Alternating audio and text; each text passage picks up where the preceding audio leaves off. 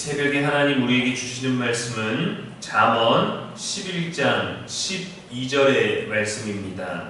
지혜 없는 자는 그의 이웃을 멸시하나 명철한 자는 잠잠하느니라. 아멘. 이는 살아계신 우리 하나님의 말씀입니다. 이 시간 말할 수 있지만 말하지 않는 지혜라는 제목으로 말씀 나누겠습니다. 가끔 나도 모르게 말을 하고 대화를 하다 보면 사람에 대한 평가를 할 때가 있습니다. 근데 대부분 좋은 일보다는 좋지 않은 일에 대한 발언이죠.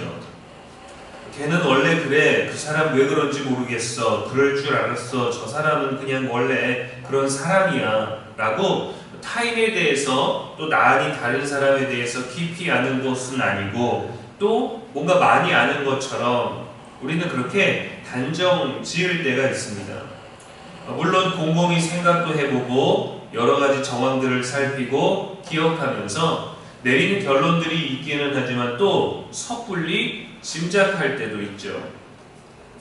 그래서 누군가에 대해서 우리가 말할 때 더 지켜보고 더 생각해보고 그리고 결정적으로 나타난 모습에 대해 우리들의 생각이나 견해를 말하기도 하잖아요. 깊고 긴 생각은 우리를 조용하지만 지혜롭게 합니다. 그러나 무심코 무시하거나 또 비하하는 가벼운 말들은 오래 남는 멸시가 되는 경우가 있어요.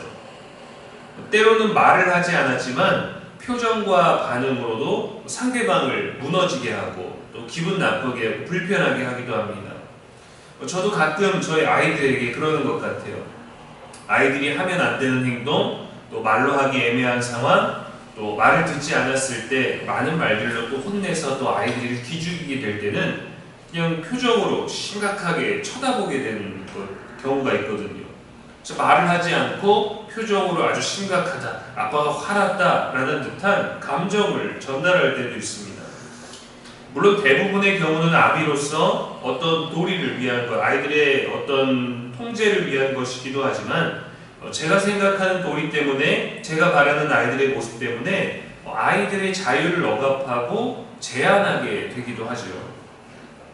오늘 본문에서 지혜로운 사람은 상대방의 부족함을 드러내는 대신 잠잠히 품고 기다릴 줄 아는 사람이라고 합니다. 그러나 지혜 없는 사람은 그의 이웃을 멸시한다 라고 했어요. 멸시하는 태도는 경솔하고 자기 중심적인 사람입니다. 남을 배려하는 듯해도 이 배려조차 자기 중심적일 때가 있어요. 악하거나 나쁜 의도로 그러는 것은 아니지만 자신을 보호하기 위한 방어적인 본능, 내가 묻고 싶고 말하고 싶고 궁금해하는 그런 본능들이 우선될 때겠죠. 반대로 너무 내어져서 손해만 보고 희생만 하는 경우도 있습니다. 우리는 이 또한 지혜롭다 하지 않습니다. 어느 한쪽에 너무 치우치지 않은, 나를 너무 포기하고 상대방을 너무 배려하지 않는 그런 것이 아니라 상대방과 내가 좀 더 균형 있는 방법으로 말하고 행동할 수 있어야 합니다. 쉽지 않지만 그러기 위해서는 잠잠하게 침묵이 먼저 이루어져야 한다는 것이죠. 그렇지 않으면 오늘 말씀에 지혜 없는 자처럼 이웃을 멸시하게 됩니다. 멸시라는 단어는 마음으로 이미 상대를 깔보고 입으로는 그 사람의 가치를 낮추는 말을 하는 태도를 말해요. 요즘은 사람들을 볼 때 그의 옷과 액세서리 등 눈으로 스캔할 수 있는 것들을 봅니다. 옷이나 장신구, 그러한 것들의 브랜드나 가격, 유행 등 인터넷에서 얼마든지 쉽게 찾아볼 수 있는 것들, 그러한 것들을 보면서 아주 단순하게 우위를 가려서 위치를 선정하려고 하죠. 내가 높은지 네가 높은지, 네가 잘났는지 내가 뭔가 부족하든지. 그러나 보이는 것이 전부가 아니라는 것도 압니다. 짝퉁이거나 영혼까지 끌어모아서 샀거나 빌렸거나 하는 식으로 자기 합리화를 하면서 상대의 모습이 좋거나 나쁘나 상관없이 스스로 우리 안에서 우리가 더 낮은 존재가 되지 않으려고 상대를 비하하는 마음을 갖거나 나를 더 높은 사람으로 점수를 매기려고 합니다. 내가 멸시당하지 않으려고 남을 먼저 멸시해야만 하는 이상한 관계 구조가 형성되었어요. 세상은 늘 우리를 이렇게 구분하려고 합니다. 그래서 먼저 우위에 있으려고 하고 더 나은 사람이려고 하고 상대방보다 더 낮은 사람이 되려고 하지 않아요. 그래서 성경은 늘 우리들에게 세상의 원리와 세상의 습성과 늘 반대되는 것을 말하죠. 성경은 나보다 남을 더 낮게 여기라고 하고 우리들에게 세상이 살아가는 방식과 반대로 우리들에게 가르침을 줍니다. 그래서 늘 말씀 안에서 깨어 있어야 합니다. 그래서 오늘 말씀도 잠잠하라 하는 것이죠. 왜냐하면 세상의 원리를 따르는 것과 성경의 원리를 따르는 데에는 지혜로운 자와 지혜 없는 자로 구분되어지기 때문입니다. 그런데 그 대상이 또 이웃이라는 점이에요. 멀리 있고 그냥 지나가다가 마주치지도 않는 사람, 나와 상관없는 인생이 아니라 우리 가까이 있는 함께 살아가는 이웃이라는 거죠.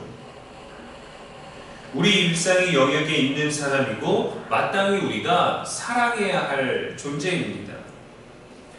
명철한 자는 어떻습니까? 잠잠하다 했습니다. 명철한 자는 분별력이 있는 사람입니다. 우리 교회 성도님들은 모두 분별력이 있으시죠? 명철하십니다. 상황을 파악하고 감정의 충동을 이기고 말을 아끼는 지혜로운 모습, 내공이 느껴집니다. 잠잠하다는 것은 그냥 말만 안 하는 단순한 침묵을 의미하지 않습니다. 관계의 오해나 파괴를 막기 위해서 절제된 선택을 할 줄 아는 것이죠. 말할 수 있어도 하지 않는 것, 할 말이 있어도 기다리는 것, 지적할 게 있어도 더 지켜보는 것, 묻고 싶어도 인내하는 태도. 이것이 오늘 성경이 주는 지혜로운 자, 명철한 자의 모습입니다. 우리의 언어의 습관을 잘 봐야 합니다. 우리는 평상시처럼 말하고 원래 그랬던 것처럼 말하지만 그것이 어떠한 태도를 가지고 있고 어떠한 본능으로 나오고 어떠한 습성을 가지고 있는지를 돌아봐야 돼요. 남이 어떻느냐가 아니라 내가 어떤지를 점검할 수 있어야 합니다. 사람은 말과 태도로 기억되는 경우가 많습니다.